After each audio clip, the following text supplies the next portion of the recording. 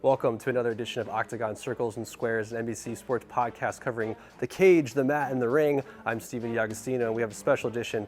We are in New Jersey now at the Islam Makhachev fight camp as he prepares for UFC 302. We'll have an exclusive interview with the Pound-For-Pound King.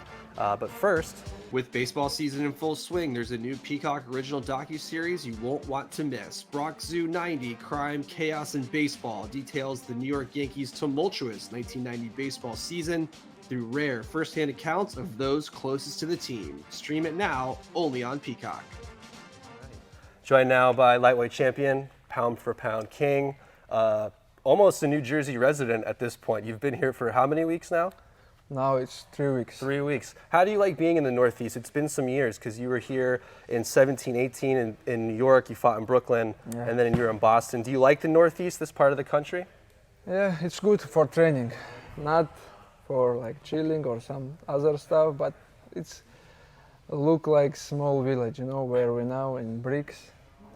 We don't have like some big building or nothing for do, just training, sleep, repeat, just what we need last 3 weeks. How do you like, how are the people warm here? Do you like fight sports are so big in the Northeast and MSG is a huge mecca of it. Do you like the people here in the Northeast? Yeah, I like the people.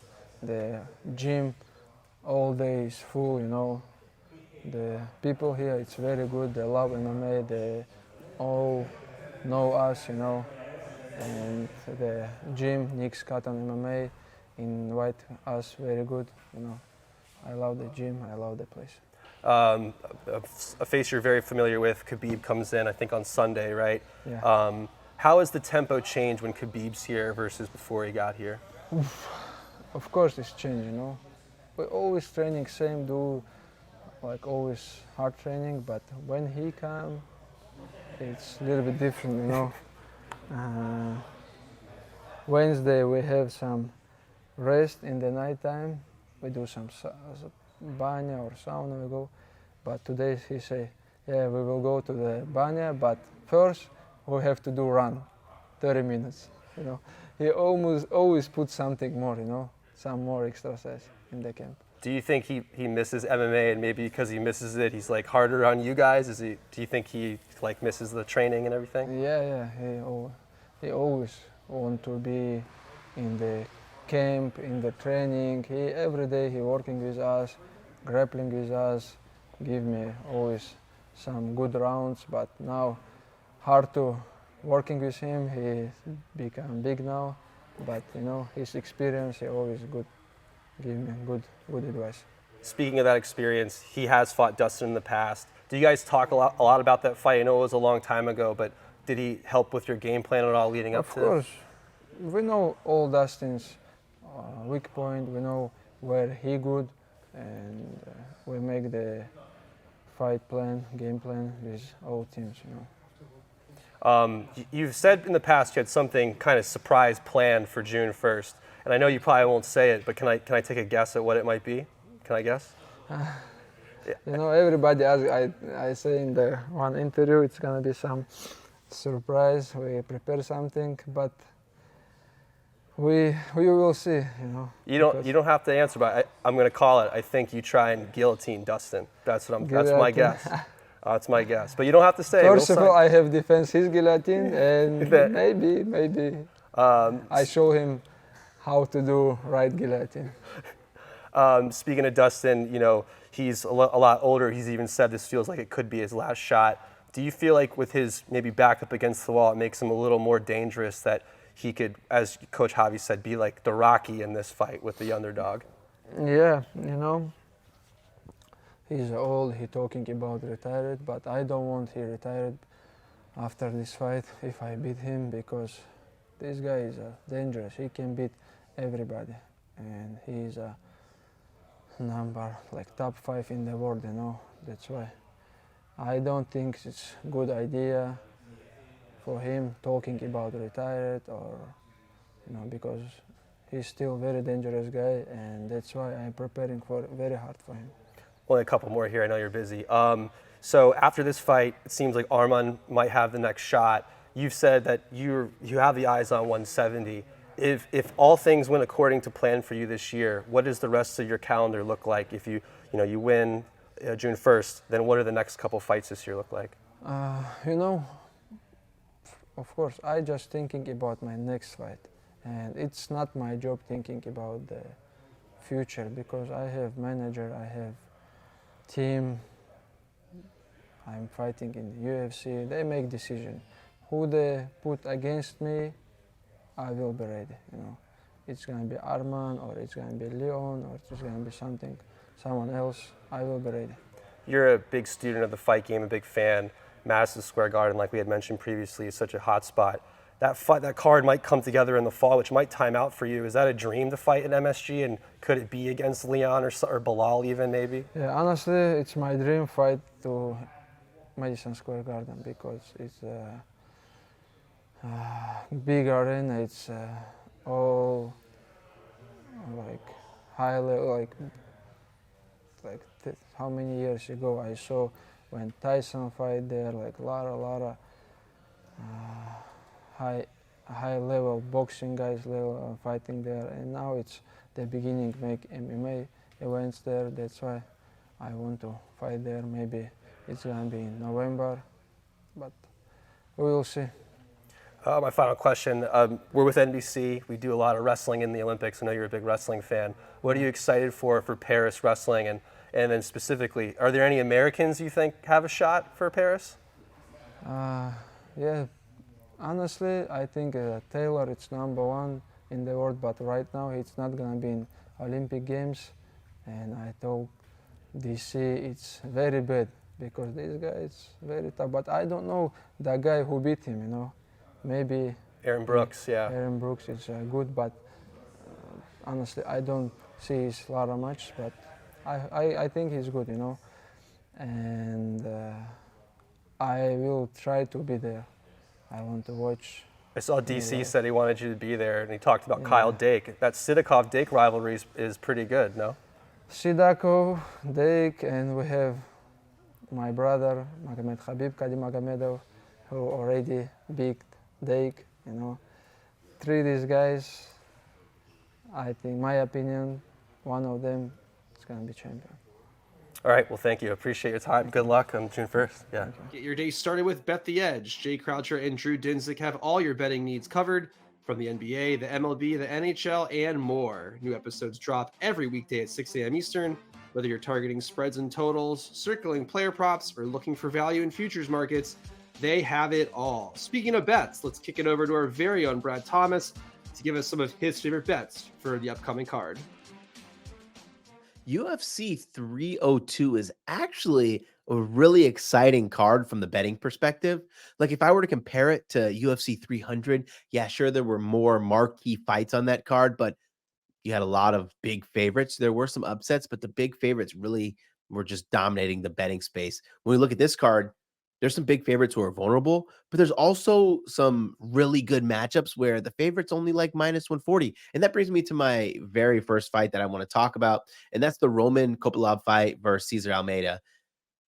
I'm going to go Kopylov -140. We have Kopylov, who's a great striker. Actually, both these guys are really great strikers. We were on the Kopylov train for quite a while, and I say we as the collective UFC betting community or UFC fighting community, and expecting him to be this next big thing. Then he went and fought Fluffy Hernandez, and he lost to Fluffy Hernandez. I bet on Fluffy Hernandez to win that fight, and there were times where I was kind of worried for Fluffy Hernandez because Kopylov was able to get strikes in. He actually looked good in a loss. We have Almeida, who undefeated in his MMA career, but I believe the striking advantage goes with Kopylov. This is a fight where if Kopylov wants to continue to stay on that high mountain, especially stay in the good graces of Dana White, he's going to have to figure out a way to win. And at -140, I think there's still some value to take him on the money line. The next fight I wanted to talk about was Jailton Almeida versus Alexander Romanov. Two grapplers, but two guys who I think are different kind of grapplers, right? Like Romanov uses his power and strength while Jailton uses his technical ability. I'm not betting this fight. I wanted to talk about it though, because Jailton in his last fight against Curtis Blaydes was a fight that I took kind of heavy. I was all over Jailton Almeida, and Curtis Blaydes was just the stronger fighter. And I mean like physical prowess, strength, like brute strength. And it was too much for Jailton. Now he opens up as a minus 250 favorite against Romanov, who Romanov is a good grappler, much stronger, I think, than Curtis Blaydes. And I could be wrong, but I think he appears to be stronger. He was finished by Volkanovski, but this is a totally different fight. I do think Jailton Almeida wins this fight. His grappling ability is probably much higher, especially when you add in the difference between the ground and pound and the submissions. I think Jailton is a better finisher than Romanov on the ground. But when we think about size and strength, Romanov might have that advantage, which could make him a worthy underdog of the week play at plus 200. I'm not betting it, but if I were to find an underdog on this card that I like, it would definitely be Romanov. That takes me to the next fight I want to talk about. That's Sean Strickland versus Paulo Costa. And this fight's funny to me because I've been back and forth on Strickland, been back and forth on Costa, where I want to back Costa more times than not. I bet on Costa against Robert Whittaker, and I just felt he kind of got pieced up, right? I think it was something like 67 to 95 significant strike advantage Robert Whittaker.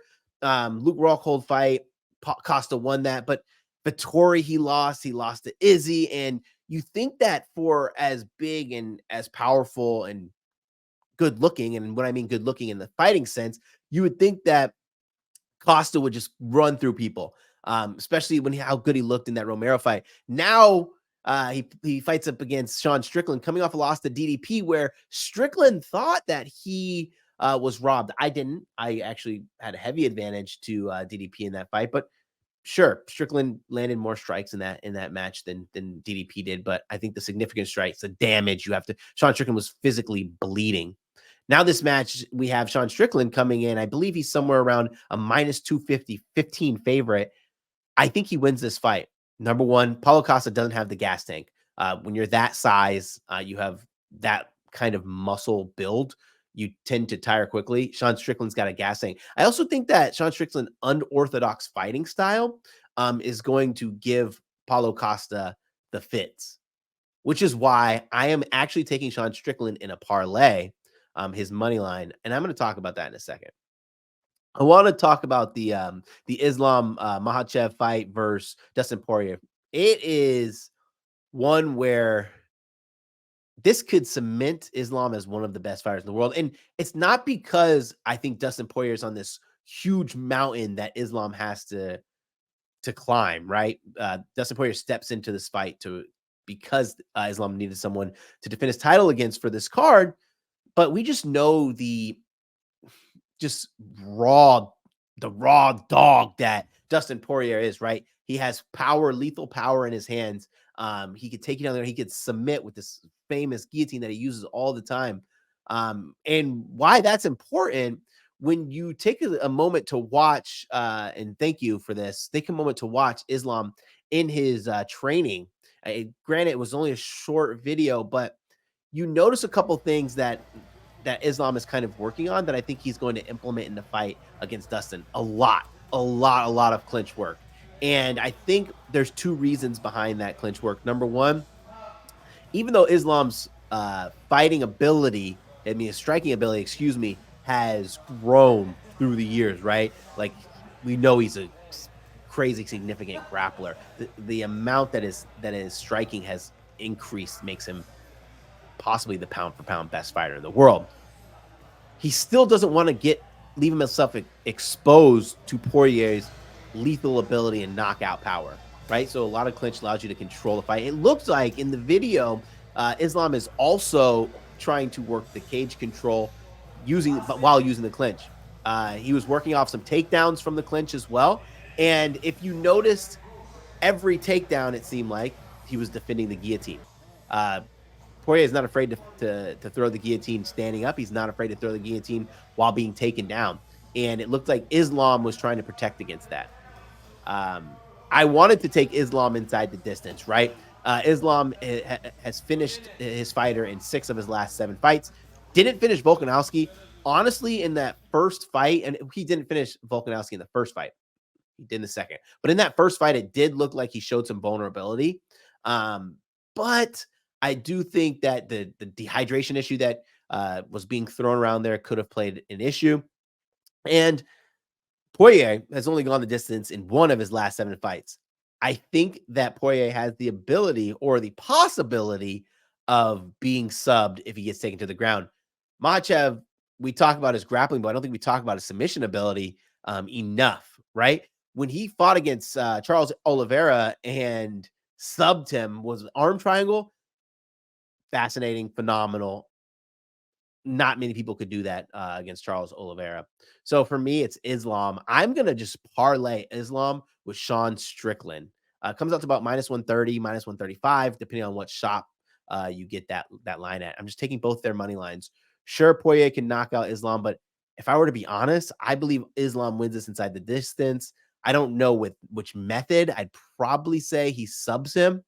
And then with the Paulo Costa, Sean Strickland fight, I'm just taking what I think is the better, more consistent fighter, and in Sean Strickland, who can give them fits and issues. I'm excited for this card. Thank you for taking the time and letting me talk about these fights. Also, if Dustin Poirier loses and Paulo Costa loses, make sure you check out the Poirier hot sauce. It's really good. That is our very own Brad Thomas coming to us from Orlando, Florida. Speaking of Orlando, immerse yourself in worlds you've only seen on screen. Interact with wizards, dinosaurs, and mischievous mayhem makers. Scream your butt off, laugh until your cheeks hurt. It's all down there in Florida. Universal Orlando Resort is the vacation destination your family is craving.